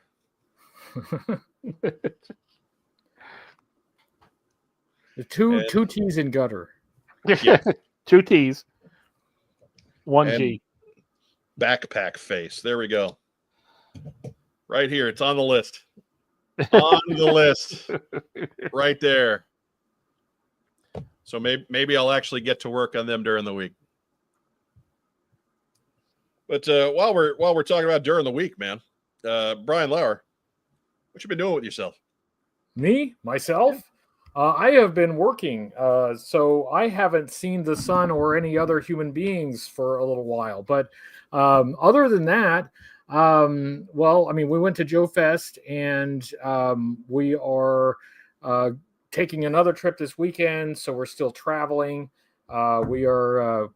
We've been it's been very busy, but as far like I haven't other than after or since Joe Fest, I haven't really done any toy related stuff other than shows like this, which this is the part I enjoy anyway. So. All right. You be that way then. Vague with no details. Well, okay, I'll give you the airline ticket numbers if that'll help you. Yes, it will. We need to make sure that every step of this story checks out. Anyways, Did you have aisle or window seat? We've got some time, man. So have you gotten anything interesting in? Anything at all? Not necessarily G.I. Joe stuff. I'm trying to think. Not really. I've really been focused on getting to places rather than getting things. You guys already know about the G.I. Joe Extreme stuff, so right. that's not new. I got this here HasLab Sky Striker. Look. I'm a What's on Joe Mine shirt. Check me out. But that's not new. That's not new. Yeah, like I really haven't been ordering anything or going out and buying anything. I haven't been in any of the parts of town where I would find more G.I. Joe Extreme stuff. Yeah, not really. Hey, have I gotten anything? No, I haven't really gotten anything. She's not paying attention to me. No. Yeah, I really am not collecting. I'm actually actively avoiding trying to collect. So yes, I've broken the habit. But I can still enjoy things in other ways besides accumulating many plastic things. Oh, I got that painting. There you go. This original artwork that right. kind of counts. Yeah, swing that up by the camera. Tori got this. My oldest daughter got this for me at an anime convention. So she got some. Let me get you in the big window here. Yeah, she got me some original artwork. Oh, hey, cool. There you go. That is nice. pretty cool. Yeah. So that's the official thing that I got in. There, that's my one thing. Yes. Hans Chow says HCC and Marianne were my favorite part of Joe Fest 2025. They're simply great people, and my knuckleheaded self forgot to take a picture with them, so I have no proof that I saw them. I mean, we'll always have Photoshop, so it's that's fine. true. Yeah. Don't worry. No, yeah, she can Photoshop you in all of the pictures. It's not a problem. But yeah, it was great to see Hans. Hans is he's a really cool guy, and hanging around with just seeing the gang again was a real thrill. So that was actually one of the better weekends that we've had in a while. That was it was really great to see everyone. And yeah, we did surprise everyone. So I wasn't intending to show up, and then I did show up. So I did surprise everyone. We kind of snuck in. So you just blacked out and woke up in Augusta? Yeah, pretty much. No. What was one hell of a Masters. Yeah, we made a kind of a last minute decision to go out. But now that we showed up on the one time that we said we weren't going to, now nobody's going to buy it if we say we're not going next year. So we'll plan to make it back again next year. But yeah, it really was a blast. It was a lot of fun, and if we hadn't gone, I really would have regretted it. Nora Manchild asking, HCC 788, do you read any of the new comics? I haven't yet. I mentioned before that I haven't caught up on that yet. I did pick up a bunch of trade paperbacks when I was in Boston at Tim Finn's shop. So he hooked me up with the stuff to read. But ever since then, I have not had a chance. I haven't read anything. I can't even read this screen right now. So so no, I haven't got caught up, but I have heard really good things. So I want to. I for real seriously want to. So I'm going to try and do my best.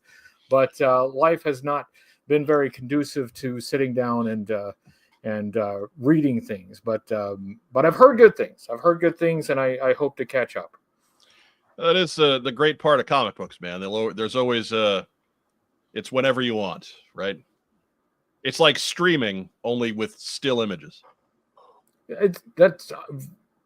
I wonder if that's how comic books were invented. I think so. Like Yeah. somebody was was like, these live streams, they're really interesting, but what if somebody were to print them off on pages, and put little word balloons? I think that's plausible.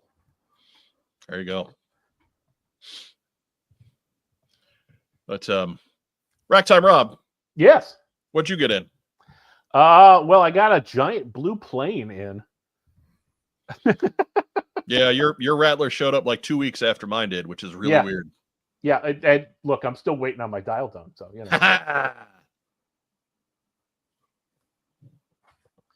But yeah, it's immense.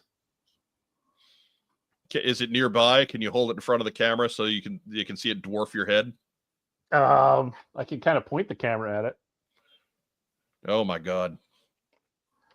That didn't quite work, but it's close enough. Yeah, I ain't picking it up. I'm sorry. No, it's all right.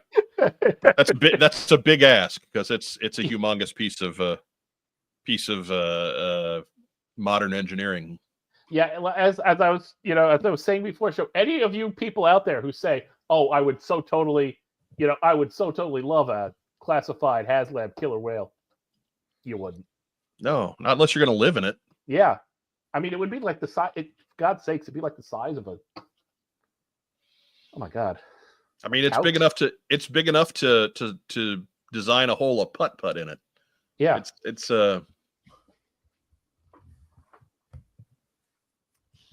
Diana Davis says, I've never seen that part of Rob's room before. I haven't seen that part of Rob's room before, and I live here. That's that he's off down in the depths. He's in the bunker. So I need to figure out some display options here because it looks like a G.I. Joe classified truck threw up all over the place. It's a part of the apartment that is restricted access. I don't go there. I don't go there. Matt Rubin asking putt-putt. That is the Midwestern term for miniature golf.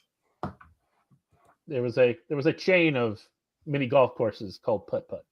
Right. The people that owned the miniature golf courses, the company was putt-putt, and it kind of became synonymous with that in this part of the country.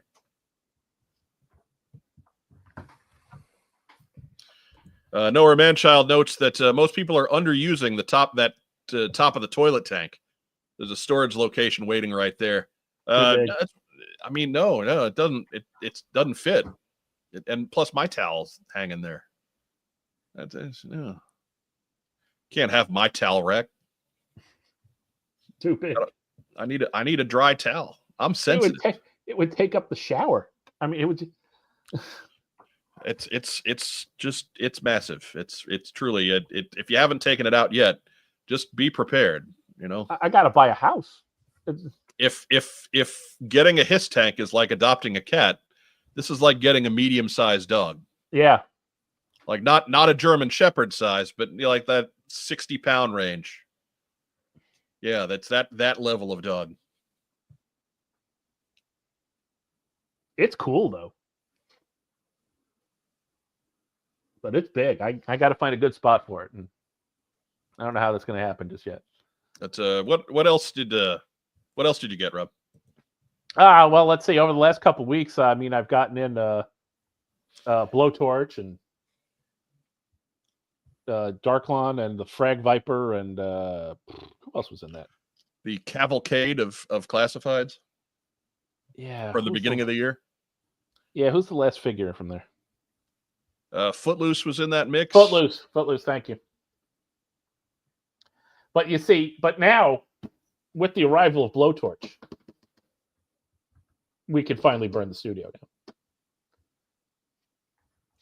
We are going to burn the studio? Well, I wish we could burn the studio down. We have the whole cast of lights, camera, Cobra. I guess we do, don't we? We do.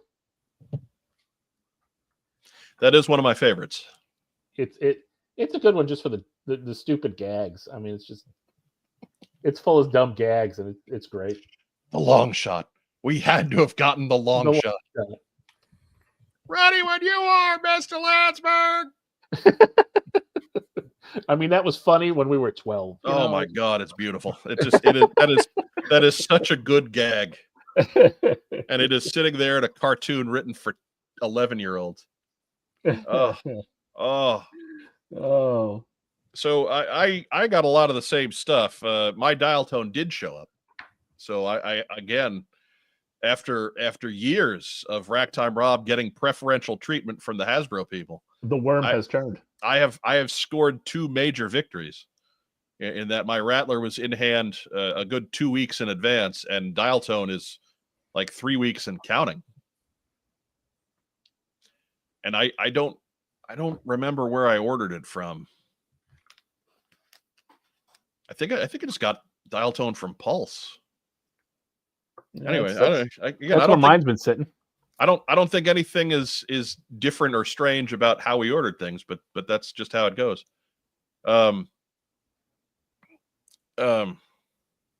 Again, it's nice to be the special one for a change. As the second child in the family, it doesn't happen very often. Ugh. At least Let in it my go. own perception. Let it go, Niles. Right?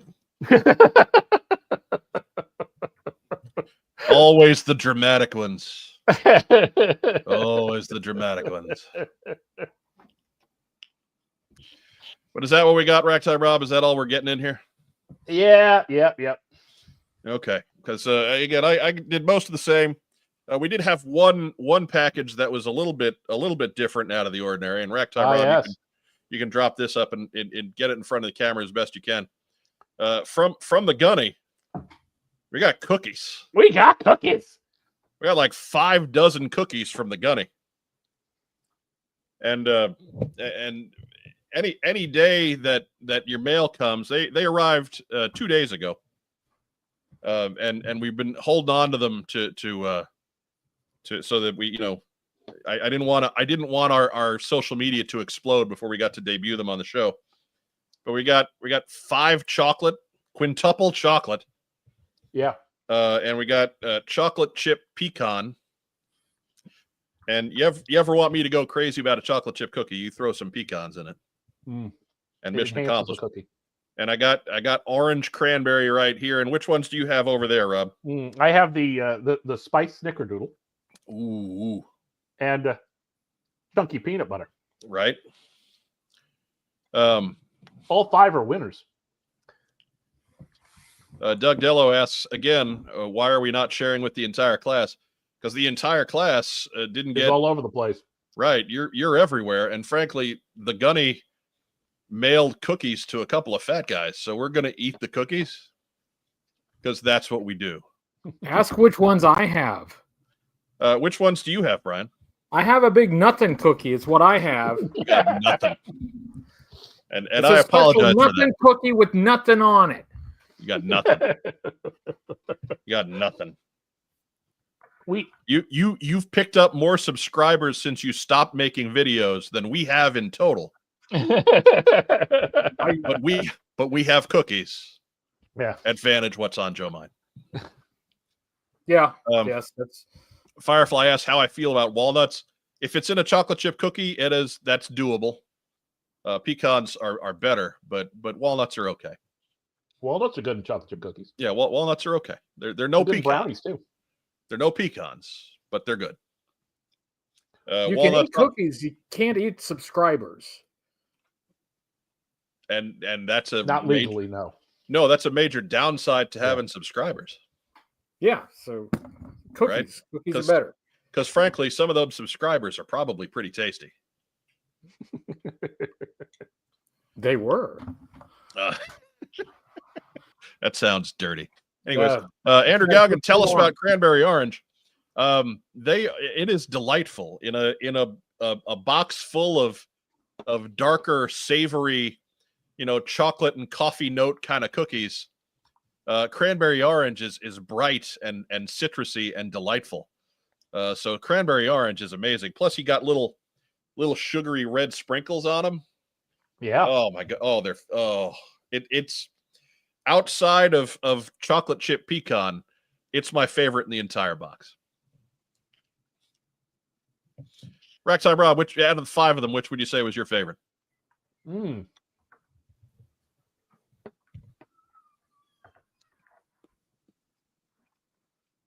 I don't know, because there's some of them, like I've had them again at that first night, and I'm like tasting new stuff in there. I was like, oh, I like this better, it's like that.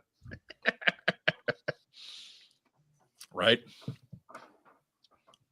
Yeah, I mean, they're all delicious. 2-time All-Pro quarterback Steve Young says I'm delicious, but you'll get cholesterol poisoning. What a way to go! Right. I mean, you're probably just like bacon. So. Joe Montana last was time more I had of my blood work done, my cholesterol's just fine. Thanks. Right. Joe Montana Same. was more of a lean meat,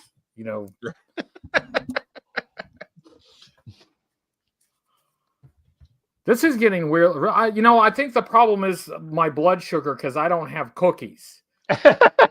I tried mashing them into the computer, but they wouldn't go. Right. They don't put disk drives in these things anymore, so we can't just slide them in and send them on their way. The Gunny is saying we're planning on assembly required. What should I bring? I would just say, sir, whatever you feel is appropriate is fine with us. You haven't missed yet, so yeah, we trust your judgment, my friend. We need to get something. We need to get something back to you. So we'll figure out what that's going to be at some point. As long as it ain't yogurt. Right. We're probably not going to send anything refrigerated. I'm eating quintuple chocolate. This yogurt. Just loose in a box yogurt.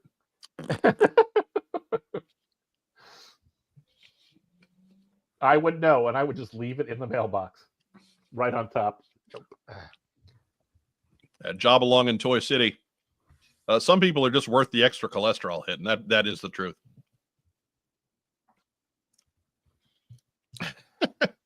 The Gunny agrees, calling it yuckert. There you go. I actually cannot eat yogurt. It makes me vomit. It's gross.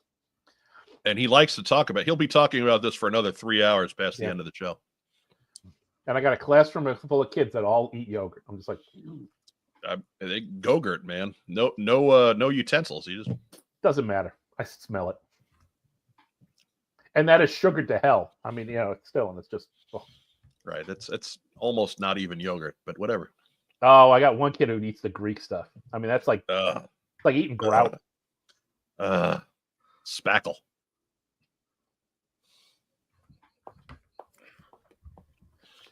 Delightful. Oh, see, now Steve Young's got a good cookie distribution setup for you there, Brian. Yeah. Hey, He'll start going door to door with cookies. You'll know him as the Girl Scout uniform and the beard. Yeah, well, hey, look here. Around here, evolution hasn't quite caught up, so frankly, he wouldn't stand out with the beard. It's gonna be like Tim Curry in Loaded Weapon 1. Wilderness girls.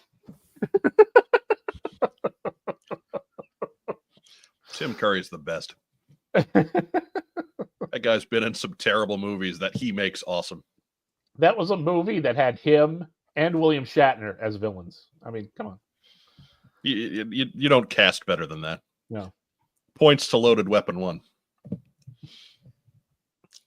Emilio Estevez and Samuel L. Jackson blown off the screen by that much ham on one side.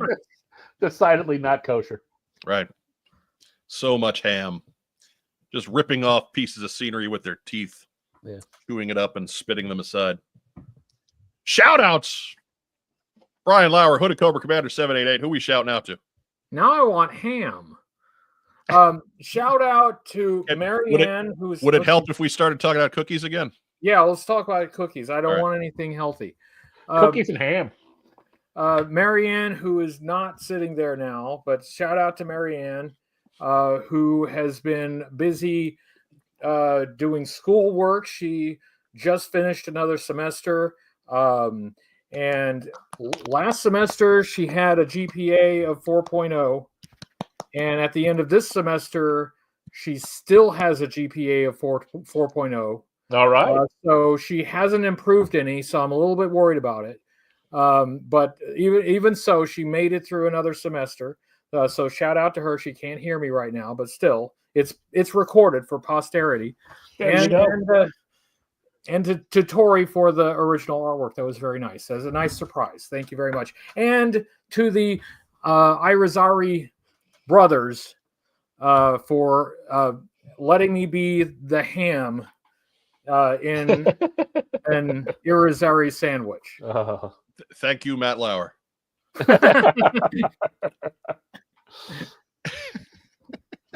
Ragtime Rob, who we shouting out to? Well, shout out to Brian for coming on and fooling around tonight. And shout out to the studio audience, and a special shout out to the Gunny, because I'm gonna show up to school in terrible shape.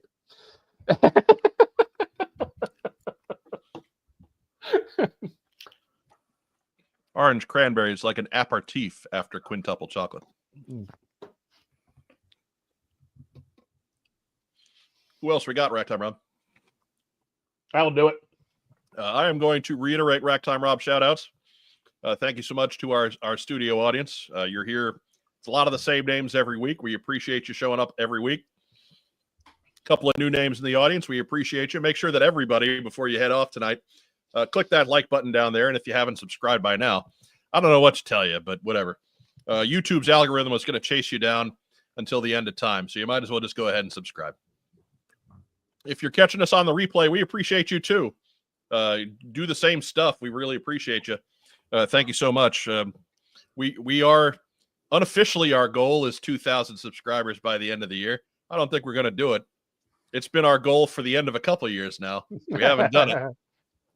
So yeah, I don't think that's going to work. But whatever. It might work if we honored Dustin Jeffrey's request.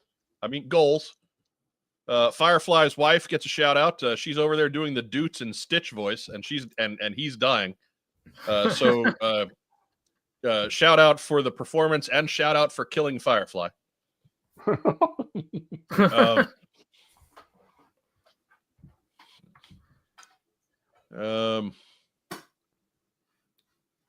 Of course, shout out to the Gunny as well. Shout out to Brian. Thank you so much again for I think Brian set a record this week for shortest notice on a confirmation of a guest host. Taking the crown from Phil Donnelly. Phil, I think 18 hours was the record. Brian was officially sworn in as guest host at about 5 p.m. today. So yeah. It helped when you have when you don't ever leave the house and you have nothing to do. Having no life, it just sets you up for some. So for those of you thinking about success in the YouTube sphere, the key is to not have a life outside of it. Therefore, you're available when the real stars come calling. such as they are. The real stars of 2014 come calling. And here we are now. I'm ready for my close-up, Mr. DeMille. Right. But shout out to our wonderful friends and sponsors at Kokomo Toys. Real quick, we'll sing the theme song. Kokomo Toys. Kokomo Toys. Kokomo Toys. You're a little sharp there, Brian. Be careful. They're never going to have me back. Sorry, you were a little pitchy there, so just kind of focus. I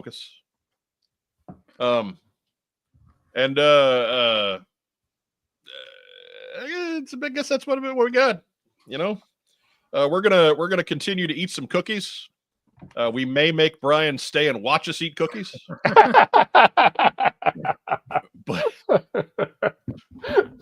But hey, until then, be sure to come back. We will be back next week for another episode of What's on Joe Mind. It'll be Wednesday night at 9:05 p.m., just after the special director's cut edition of the Blues Brothers on the Superstation, because you can't go more than a month without the Blues Brothers on the Superstation. Yeah, do they go with their original, 1,000-page script for the movie? Something like that, yeah. There's a whole dedicated act to Bob's Country Bunker. You should really check that out. Anyway, as our friend Vagon likes to say, Hey, stay safe, and if you can't, be careful. Be sure to join us next week for another wonderful action-packed episode of What's on Joe Mind. Have a great rest of the week, everybody. And yo, Joe. Peace. Peace.